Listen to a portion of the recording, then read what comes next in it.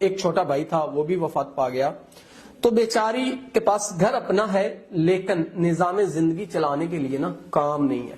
سلائی کر کے اپنا نظام زندگی یہ 2 وقت کا گزر بسر کر رہی ہیں، لیکن جنوں کا مین کے انہوں نے دینا ہے کچھ قرض، وہ آ کے ان کو بڑا ذلیل کر رہے ہیں. تو آئیے ان کی تمام تر سٹوری ان کی زبانی جاننے کی کوشش کرتے ہیں. السلام علیکم. وعلیکم السلام.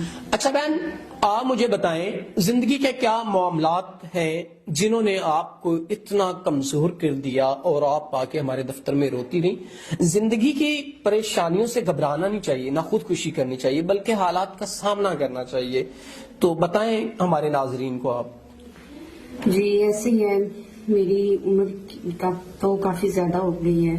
جب تھی ہمارے میرے رشتے کی عمر آنے کی، رشتے آتے تھے مگر غربت کی وجہ سے رشتے نہ ہو سکتے تھے. ہر دفعہ انکار ہو جاتا تھا. رشتے بہت آ رہے ہیں مگر صرف اس غربت کو دیکھ کے کسی نے ایکسیپٹ نہیں کیا. تو میں اب سلائی سیکھی، میں نے سلائی سیکھی ہوئی ہے. 38 سال میری عمر ہو گئی ہے. تو اب جب سے والدین کی وفات وہ ہوئی ہے، چھوٹا بھائی تھا وہ بھی وفات پا گیا. اس کے بعد میں اپنے گھر تو اپنے الحمدللہ، مگر گھر کا نظام چلانا بہت مشکل ہے، چاہے وہ ایک کھا رہا ہو یا سارے کھا رہے ہوں. نظامی زندگی چلانا بہت مشکل ہے اور اوپر سے اکیلے معاشرے میں رہنا بھی بہت مشکل ہے. ناظرین، یہ بہن اکیلے اپنے گھر میں رہ رہی ہیں، ان کے پاس کوئی اور سہارا نہیں ہے.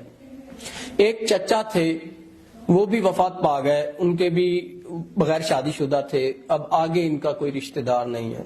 تو آپ جانے کس قدر مشکل حالات سے یہ اپنی زندگی گزاری ہوں گی. سلائی کرتی ہیں، اپنی 2 وقت کی روٹی پورا کر سکتی ہیں، بجلی کا بل دے سکتی ہیں، لیکن جو قرض وغیرہ والدین کا تھا وہ نہیں ادا کر پا رہی، اور وہ آ کے ان کو باعزت کرتے ہیں، ان کی انسلٹ وغیرہ کرتے ہیں، گالم گلوچ کرتے ہیں، جو کہ غلط ہے.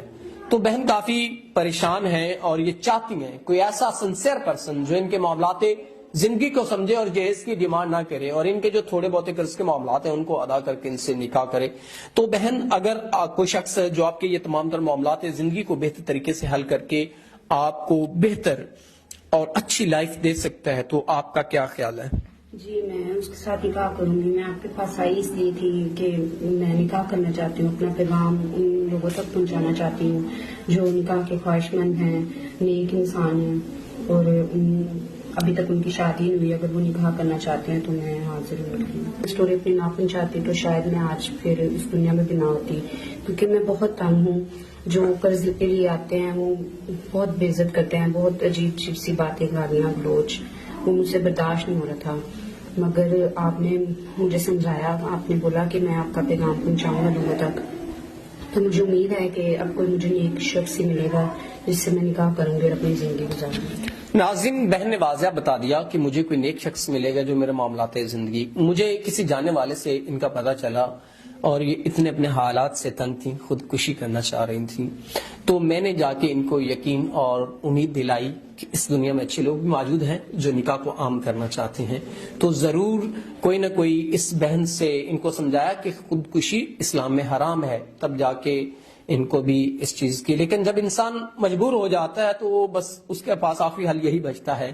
تو بہن بڑی مجبور تھیں، تو انہوں نے پھر جب میں نے ان کو دلاسا دیا، یقین دلایا کہ انشاءاللہ کوئی نیک انسان آپ سے نکاح کرے گا، تب جا کے ان کو کچھ امید نظر آئی. تو امید کرتا ہوں کہ کوئی نیک انسان ان سے نکاح کر کے ان کی زندگی کو آسان بنائے گا. بہن اگر کوئی نیک انسان آپ سے نکاح کرے تو آپ کر لیں گی؟ جی میں نکاح کروں گی.